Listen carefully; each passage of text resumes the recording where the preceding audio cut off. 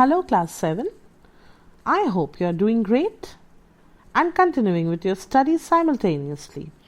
Now let's get started and carried on with chapter 2 with chapter 1 history again.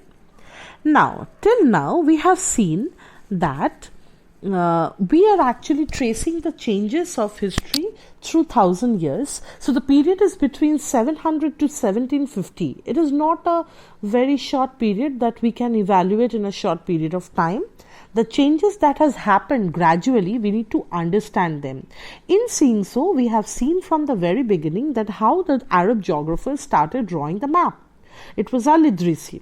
Secondly, we have seen how the French geographers made modifications after 600 years in the map and how he had been able to put some of the more information regarding the map. Then we wanted to trace the history through different sources where we have learned about the sources of coins, inscriptions, manuscripts. Who are the scribes? We have read how they used to do the manuscripts and how the different society or the political groups formed gradually and what was the impact of them. Now we will see that these habitat or these subcaste that formed the habitat in a particular area, be it the forest dweller to migrators, they started forming a subcaste. This subcaste was called Jati, and these subcaste were the basis of the backgrounds of their occupations, though their rank was not fixed. Okay, it varied according to the power, influence and resources controlled by the members of Jati. That means in some areas the Jatis may be very powerful, in some areas it may be not so powerful. Okay, now the Jati framed their own rules and regulations, and it was mainly enforced by the Jati Panchayat. Maybe in some areas still now we can get the existence of Jati Panchayat. Okay, now they together formed a unit of a state and started to function in a particular region. Now, region and empire, we will see that which were those empires that we can see when we look back 1000 years from now. There were Cholas, Tughlaqs, and Mughals who encompassed in many regions. Okay, a Sanskrit Prashasti praising about the Delhi Sultan Ghiyasuddin Balban explained that he had his empire that used to stretch from Bengal to east of Ghazni, which is in present-time Afghanistan. So we are also getting the existence of Prashasti. Prashasti is a document written in praise of some ruler, which also tells us about, or sometimes it actually exaggerate about that particular person. Now, kingdoms like Cholas, Tughlaq and Mughals actually ruled for a number of years, and they were able to establish their kingdom in a vast part of India. Now there is a small note here. In 1318, the famous poet Amir Khusro noted, or he saw, that there were different languages that existed for different places, like Sindhi, Lahori, Gauri in Bengal, Gujari in Rajasthan, Telangani in Andhra Pradesh. So he saw that there was the regional differentiation, and each region or each state had their own form of language. Okay, he went on to explain that in contrast to these languages, there was the Sanskrit language that that did not belong to any region. It was an old language, and mainly it was used by the Brahmanas or the priest. Now, by 700 years, many districts actually already possess their geographical dimension, or they started to look the way we can see them now. Okay, the dynasties, the Chola, the Khaljis, the Mughals and the Tughlaqs were able to build a huge empire and it was pan-regional in nature. Now, what is pan-regional? When an empire is not limited over a limited geographical location, but it is spread through a vast area, we call them pan-regional in character. Okay, so they were the examples of pan-regional empire, and the rulers were able to establish their foot quite firmly. Now, after the decline of the Mughal Empire in the 18th century, we can see that there was a re-emergence of regional states, about which we will read in chapter 10 in detail. In years of the imperial pan-regional rule, altered the changes. They actually altered the character of the regions. Okay, across most of the subcontinent, we found that big or the small states had ruled over. Had their own ruler, and when we are tracing the history from 700 to 1750, the character of these regions did not grow in isolation. They were much a part of the other state also. For example, suppose the regional impact or the regional language was not different, or was not much different from that of Uttar Pradesh or some other state. They actually functioned entirely in a broad spectrum. Why? Because the Mughal had all these states under their control. So there was interconnectivity between these states. All right.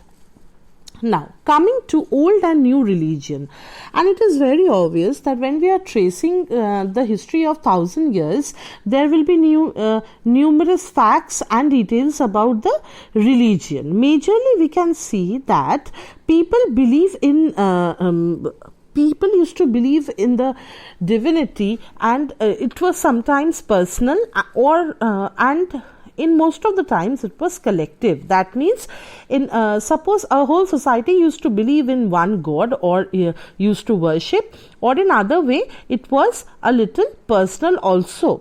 As the social world of these groups altered, so too did their belief. Okay, so this is how Hinduism grew, that we can see it today. These included the worship of the new deities and the constructions of temples, okay, by royalty, and the growing importance of the Brahmanas. So the growing importance of the Brahmanas and peace in the society was the major characteristics of Hinduism at that point of time. Now, as the language Sanskrit was widely spoken by the Brahmanas, it gained importance, and the dominant position was consolidated by the support of the patrons, new rulers searching for prestige. Okay. Now, one of the major development of this period was the idea of the emergence of bhakti. Bhakti was a religious idea of a loving personal deity that devotees could reach without the aid of the priest or elaborate rituals. So it was quite simple in nature. If you want to be attached to the devotion of God, bhakti was the ideal thing for you. So bhakti grew as one of the easiest means of getting attached to your deity. Now we are also getting the names. We will also read about the Islamic beliefs, who used to believe Quran as their holy book, and it was in the 17th century that they regarded Quran as their holy book, and they accept the sovereignty of one God, or Allah. Okay, so there were two communities within the Islams that we are getting. One was the Shia and the other one is the Sunni. Shia people used to believe in the Prophet Muhammad son-in-law, or Ali, or in Ali. Okay, but on the other hand, the Sunni caste used to believe in the predominance of the Khalifas. Okay, so Khalifas onto their succeeding Khalifas. So other importance, these were other important differences between the various schools of law, Hanafi and Shafi'i. Okay, and there was also differences in their theology and mystic traditions. Now we will see that how the time of the historians and the periods hold importance to the historians. Now historians, or the people who study history, they just don't look time as the passing hour. They see it as clock or a calendar. That means they trace the changes of various economic, social and political organization through different periods of time.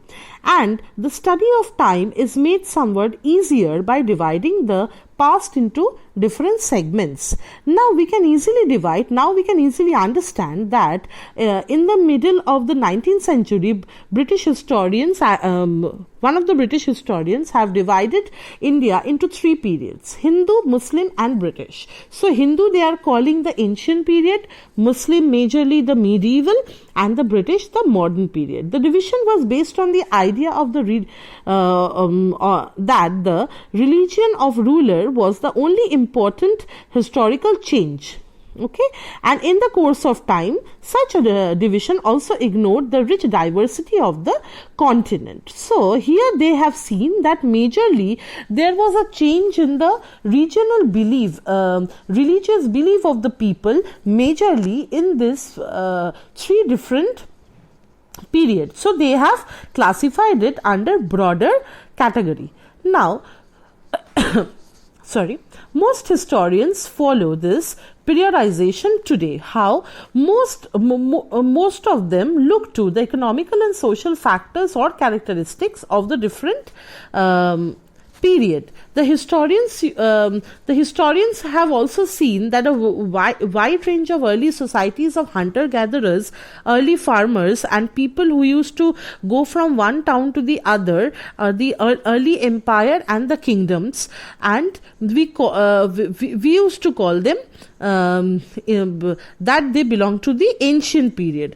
In the medieval period, they have seen the rise of regional and imperial state formation, sometimes at the cost of pastoral and the forest people, and the development of Hinduism and Islam as a major religious, and the arrival of European trading companies. So arrival of the European trading companies belong solely to the modern period, but some have also said that there was an overlapping between the medieval and the modern period, because in the late 17th and 18th century, when the Britishers started coming to our land, then and the end of the medieval period, it is somewhat overlapping. So it will not be a justice to name it or to term it as solely a modern period. Now, during these 1,000 years, the societies of the subcontinents were transformed often, and economies in several religions reached a level of prosperity. Okay, so people started gaining their own things. They have lived their own occupation, and they started acquiring materials for their own. Now, whenever we can compare that, we will see that what are the changes and the continuities that we have seen in the previous chapter or the previous ages, and what as we will move on to the next chapter, we will see how are they different from the present time. So children, this is actually a very long chapter, very informative, and also it gives you a lot of information about the past 1,000 years. You need to know the key terms. For your convenience, I have given few extra question answers as well. You will not go by the question numbers. Okay, the question numbers are quite haphazardly given. You will not look into those. You will copy them as the slide, as you get the slide. Okay, so I will give you the worksheet later on. First, what you will do is you will go through the chapter properly, then the question answers, and later when we will start revising the chapter in the month of May, I will set the worksheet for you. Please go through the chapter. If you have any query, you can upload it in the app, or have a separate note with you for me to ask later. All right. Happy reading, and please do not waste your time. These chapters of history are elaborate and explanatory, so please try to utilize your time as much as possible. Thank you, class. Have a great day ahead.